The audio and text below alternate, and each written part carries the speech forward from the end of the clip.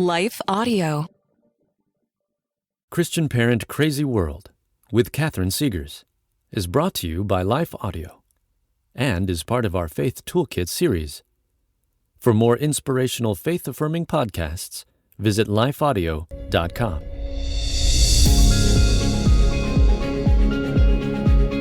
Welcome to Christian Parent Crazy World, the podcast that tackles tough topics to help you raise godly kids in an ungodly world. I'm your host, Catherine Segars, and in today's episode, we will tackle this critical question. What is the enemy's greatest weapon of mass destruction in our lives? Ooh, this is going to be a big, meaty topic today, folks, so buckle up. Now, we are in the middle of a series on truth, so, you might be able to guess what the enemy's greatest WMD is if you think about it for a sec. In the last episode, we really honed in on how central truth is to the Christian faith. I discussed how Christ's primary purpose in coming to earth was to testify to the truth. That is what Jesus says in John chapter 18, verse 37. Then I highlighted some shocking new research from Barna, which shows that 58% of Americans and 48% of born-again Christians do not believe in universal truth. That is a truth that applies to everyone. And it is kind of problematic when half of all born-again Christians, the people who claim to follow Christ, don't even believe in the primary thing he came here to do. That's a problem. Then I gave you 7 attributes of truth that every believer should know. By the way, I wrote an article that summarized some of that information from the last podcast, and I'm going to link it for you again in this podcast. So in the last episode, I established that truth is the central issue of our faith. It was Christ's primary purpose. It was his very identity. And that is why the attack on truth is the greatest threat to both our faith and our culture today.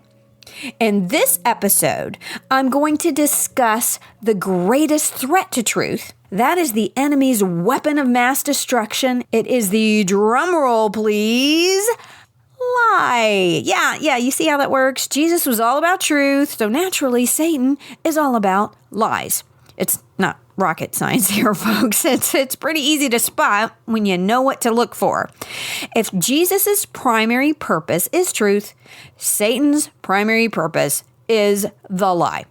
So in this episode, we're going to look at one of the primary ways that the enemy lies. We're going to examine his tactics and peer into his playbook. We are going to look at the way he twists and contorts words by redefining them and by using nasty labels. And in order to do this, we're gonna look at some theology and some history, and I'm gonna show you a really great example from a piece of classic literature.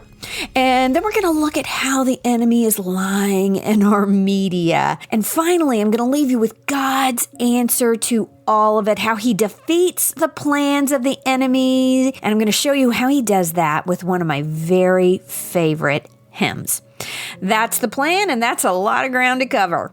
So let's get started.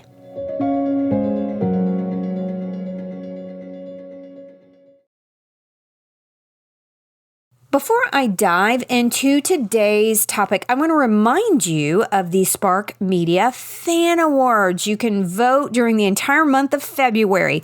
I'm going to that conference in March and would really appreciate your vote. It's free and, just take you a second. You can nominate Christian Parent Crazy World for the best female podcast, 'cause I'm a woman. WOMAN. I'll say it again. Actually, I won't say it again because Peggy Lee said it a lot better, but I try. And you could also nominate this show for Best Solo Podcast because I lock myself in a room for hours, just me and my computer, and pray that the kids don't burn the house down in order to make this whole thing happen. But you can find the link for Spark Media in the link section on Life Audio or on my website, or if you're listening on another platform, you can go to sparkmedia.ventures and click on awards.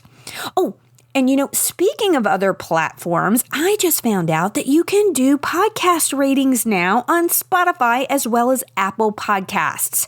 Those ratings really help us in search engines and in growing the podcast. So if you would take a second to do that, I would really appreciate it. Alrighty, on to today's topic. Yes, the enemy's favorite tactic to destroy us and our children and our faith is lies. That is no secret. Jesus didn't mince words about his own purpose, which was to testify to the truth, and he didn't mince words about the enemy's purpose. In John chapter 8, verse 44, Jesus says, quote, "He," and he's speaking of the devil here, "he was a murderer from the beginning, not holding to the truth, for there is no truth in him.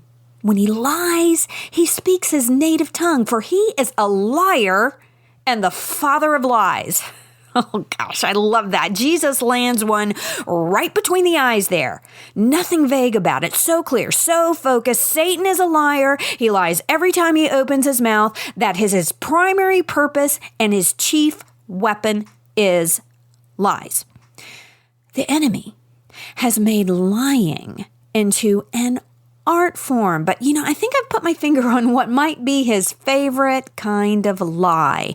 This kind of lie is ubiquitous in our culture right now. It is everywhere. What is the enemy's favorite way to lie?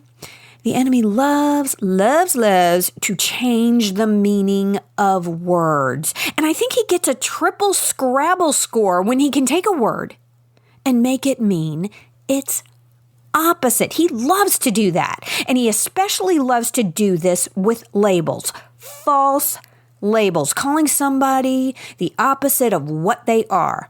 We're going to see a lot of examples of that today. The enemy lives for that kind of linguistic gymnastics. Later on, I'm going to give you a ridiculously tragic example of how he is doing this in our media. Actually, two examples. So now the enemy has been distorting the meaning of words from the very beginning. But before we examine how he has done this, I want to talk about how important words are in Scripture, how important words are to God. In the last episode, we talked about how Jesus is the Word. He is literally the Word of God in human form. Words are vitally important in the Bible. Consider this. The entire universe came into being through the sheer power of God's Word, His spoken Word. He could have waved a wand or twitched his nose or merely thought about a universe and poof, it could have happened. But that is not how he did it. He spoke the world into existence with words. And then, in the garden, the enemy twisted God's word, his instructions to Adam and Eve, and he has been twisting the meaning of words ever since. That is what he does. He twists and contorts and lies. Like I said, he loves nothing more than to take a word and redefine it to mean the opposite. He said to Eve about the forbidden fruit, "Surely you will not die." But they did die. Not physically at that moment, but they did die spiritually. In that moment, the moment Adam and Eve disobeyed God, they died a spiritual death, and they were separated from God. That is why, in order to be saved, Jesus says that we must be born again of the Spirit. You see, we are born alive physically, but spiritually, we're born dead. When we accept Christ as our Savior, our spirits come alive. That is what it means to be born again. And yet, I don't mean to beat a dead horse, but I'm gonna. 48% of born-again Christians don't believe in Christ's main purpose in coming to the world, which was testifying to the truth. So sad. So, throughout Scripture, Satan lies, often with false labels. He loves to make someone out to be the opposite of who they really are. He convinced God's people that the prophets in the Old Testament, the messengers of God, were of the devil, so they murdered them. And then, when his own son comes along, the Son of God, the religious leaders called him a blasphemer. In Matthew chapter 26, verse 65, the high priest accuses Jesus of blasphemy. The high priest, he is supposed to be the closest man on earth to God, and he accuses God himself of blasphemy.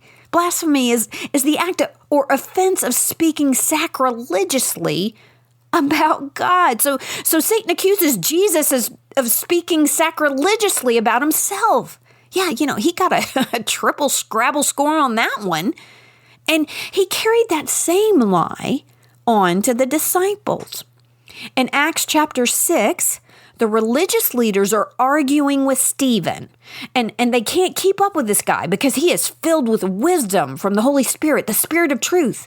So get this, they convince other men to call God's chosen vessel, his messenger Stephen, a blasphemer. So original, right? Just like they did with Jesus and the prophets. Broken record. He does this over and over and over. So they kill Stephen, and they end up murdering all the other disciples except John. But, tradition has it that they boiled John in oil and God miraculously saved him. So if that's true, then they tried to kill him too. Yeah. Satan pinned a false label on all of them and killed almost all of them. Triple Scrabble score. But, not really. Satan doesn't get to keep those points. He doesn't win the game of words. I'll tell you who does in a bit. I'm pretty sure you probably know the answer, but let's keep going here. Let's move on to history. Satan keeps using the same tactics throughout history. He loves the false label tactic. Consider Galileo. He couldn't be right about a heliocentric universe because that denied the ruling elite's faulty, narcissistic interpretation of Scripture, that we were the center of the universe, and they called him a heretic for denying their interpretation of the Bible with scientific facts. And they threw him in jail for the rest of his life. The American revolutionists who stood up against the totalitarian practices of King George, they were rebels without a just cause. American slaves were called chattel, and those who bravely escaped to freedom were called fugitives. The Jews in Nazi Germany were called parasites and degenerates. The enemy loves to redefine things, especially people. He loves to put a false label on someone. He loves to call them the opposite of what they are. Triple Scrabble score. Now, for a few minutes, I want to draw your attention to the field of literature. It sounds so much more sophisticated when you say it that way, doesn't it? So I want to talk about a prolific book that perfectly shows the enemy's tactic of redefining words. I would say that this author was prophetic, although he claimed to have lost his faith as a teenager during World War I. I'm talking about George Orwell. If you haven't read his epic book, 1984, you need to. And if it's been a while, then dust it off and pick it back up.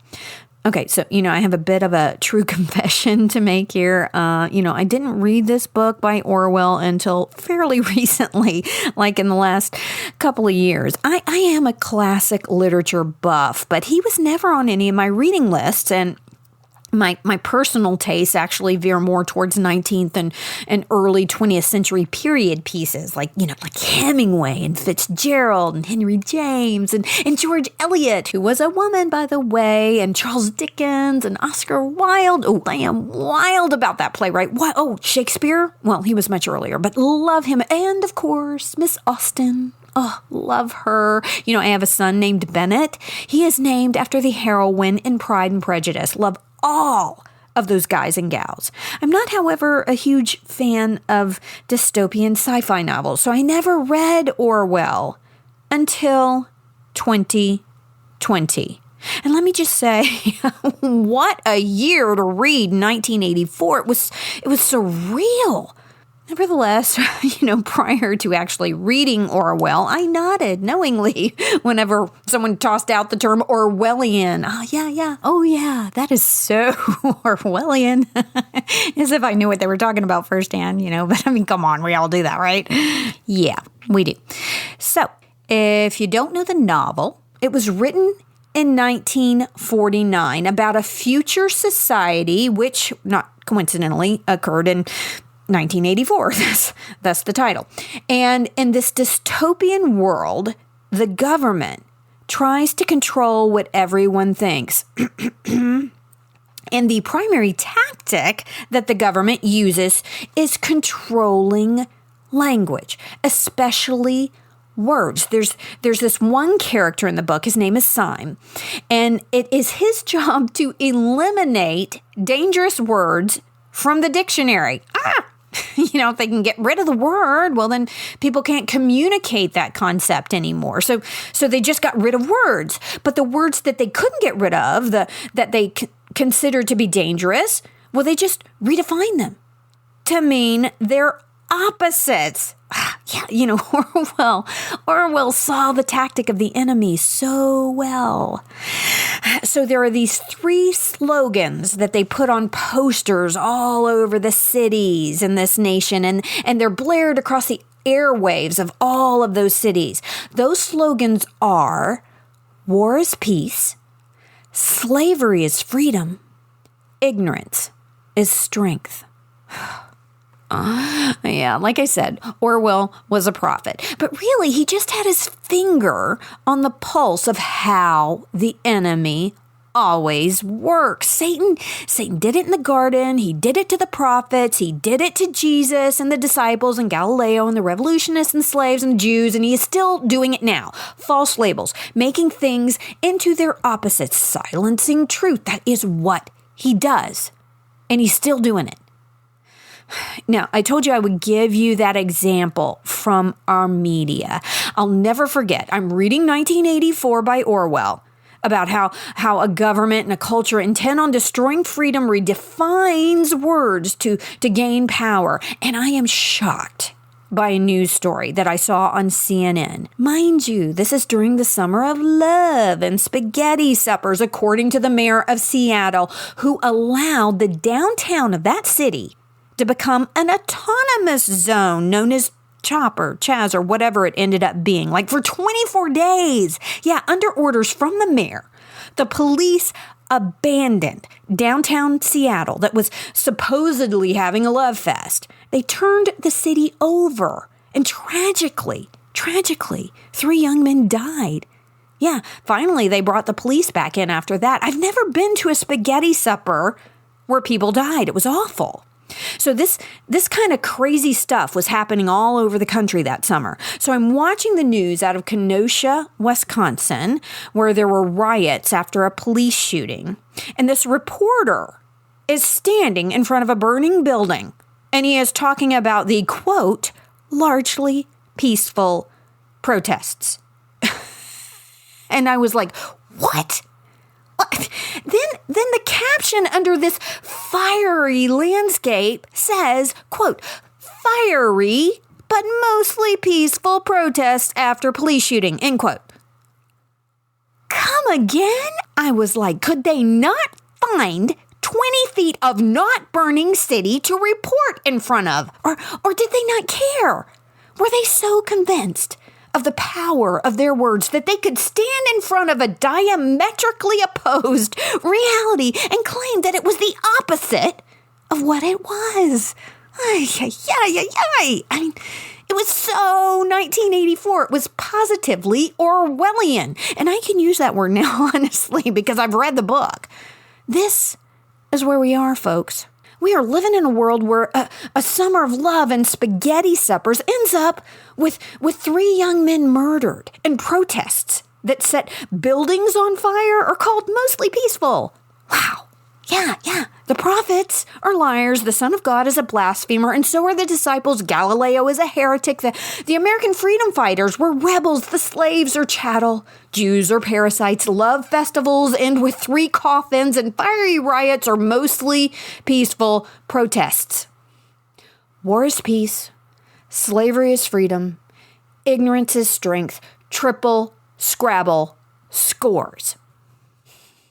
The enemy hasn't changed. He has always lied. He puts false labels on people. He takes a word and twists and contorts and redefines it until it becomes the opposite of what it was.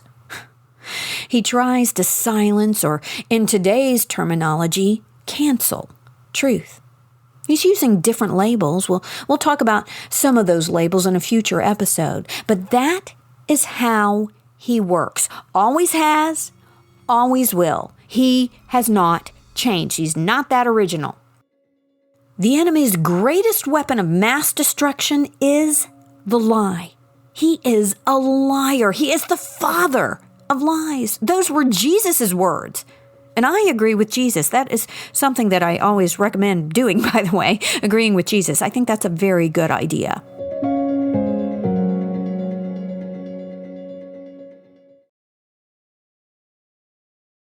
So let's recap what we've learned in this episode about how the enemy lies. I kind of just did that, but I'm going to do it again. We see these lies theologically throughout the Bible. The enemy has been making false accusations about God and anyone who follows God. And if someone is a truth seeker and a truth speaker, they will end up with a false label. We see these lies clearly portrayed historically with figures like Galileo and the American revolutionists and the abolitionists and the slaves and the Jews. Satan put a false label on any righteous and godly movement or person. We see those lies clearly prophesied in literature in 1984 by George Orwell, which depicts a society where words need to be eliminated from the dictionary because people can't be trusted to use them. And words mean the opposite of what they are. War is peace. Slavery is freedom. Ignorance is strength. And we see those lies in our own media when a summer of love causes young men to die and buildings to spontaneously combust at mostly peaceful protest. Yep, that is how the enemy works, and we must be wise to his ways. That is why Scripture tells us to be wise as serpents, because our enemy is a serpent, all the while remaining innocent ourselves, innocent as doves. So, throughout this podcast, I've talked about all the triple Scrabble scores of the enemy when he pins a lie on someone with a false label and makes them into their opposite. And in many instances, he murders them. At the very least, he assassinates their character and reputation. Jesus said that Satan is a murderer and a liar. That is what he does. He lies about people and murders them or assassinates their character. But he didn't really get a triple Scrabble score because, you see, Jesus is the very Word of God. And he rose from the dead and he won that Scrabble game, the game for words, once and for all. Yeah, Jesus smoked him. And the persecution of the early church when the disciples were martyred, that caused the gospel to spread. Smoked him there too. The enemy may win some little battles with words, but he can't defeat the word. As Martin Luther wrote in one of my all-time favorite hymns, "A Mighty Fortress is Our God," he said, "One little word shall fell him." Oh, I love that line. So I just have to share some of these lyrics with you. Luther is talking about how the Word of God, who is Jesus, will defeat the enemy. He says, "The prince of darkness, grim, we tremble not for him. His rage we can endure, for lo, his doom is sure. One little word shall fell him." What word is that, you ask? Oh, listen to the next verse. It's awesome. "That word, above all earthly powers, no thanks to them, abideth. The Spirit and the gift are ours through him who with us sideth. Let goods and kindred go, this mortal life also, the body they may kill. God's truth abideth still. His kingdom is forever." Oh, how rich is that? They're going to sing it in heaven. I just know they are. So, the enemy loves nothing more than to twist and contort words, but one word shall fell him. That is the word of God. He tried his best to kill that word, but it rose from the dead, and it lives in us. Moms and dads, it lives in us, and we must pass that word on to our kids. The enemy is twisting and contorting the truth out there in the world. He's changing the meaning of words, and he's using false labels, and he calls people the opposite of what they are. Teach your children to see what he is doing. Don't let that happen in your home. Let your home be a place where truth reigns supreme. Now, in the next episode, I want to uncover another big tactic that the enemy is using with words. This is in the field of philosophy. I want to trace a very popular movement back to its roots because it is producing some very toxic fruit. If you want to know how we've ended up with 50 plus genders in Drag Queen Story Hour, don't miss that episode. And, I want to give you a quick update. In my first podcast of this year, 13 Ways to be a Better Parent in 2022, I mentioned a few things I wanted to do in order to improve our family life this year. One thing was reinstituting family game night. We had gotten away from that for a while. Well, we started that back up again, and we're having a blast. The other night we were playing apples to apples, but dear me, oh my, how we laughed. My kids are wacky, which shouldn't be surprising. You know what they say about apples and trees. But don't underestimate how important quality family time is in building your relationships with your kids. And I also mentioned doing some getaway time if you can. Next weekend, I'm so excited. I'm taking my older girls on a weekend getaway. We're going to the beach and we're going to ride some bikes and play some games and watch movies and eat a lot of chocolate. But you don't have to do a big getaway. Just plan something special with your kids. Go to the park or a nature walk and play some games. You won't regret it. Well, that wraps up this episode of Christian Parent Crazy World. I hope you will join me for my next podcast when we take aim at some aspect of our culture that threatens to derail our parenting and steal our kids' faith. I want to thank you for joining me today. Look, I know there are a lot of things you could be listening to right now, and I really appreciate that you took this time to spend with me.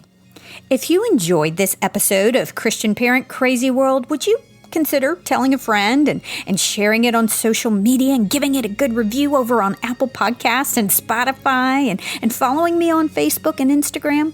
Oh, and I know, maybe you could knit a CPCW sweater for your pet to wear to the dog park or the cat park.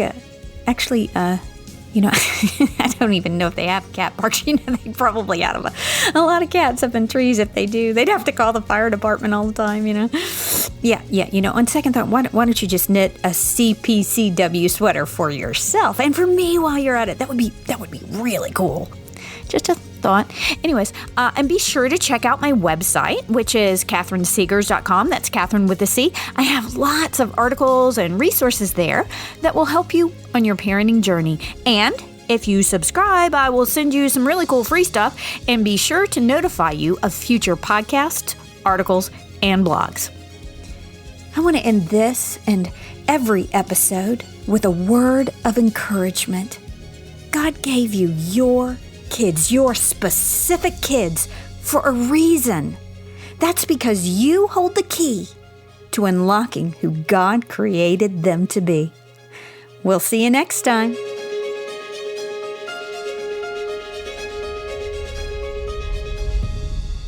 Christian Parent Crazy World is a production of Life Audio and the Salem Web Network.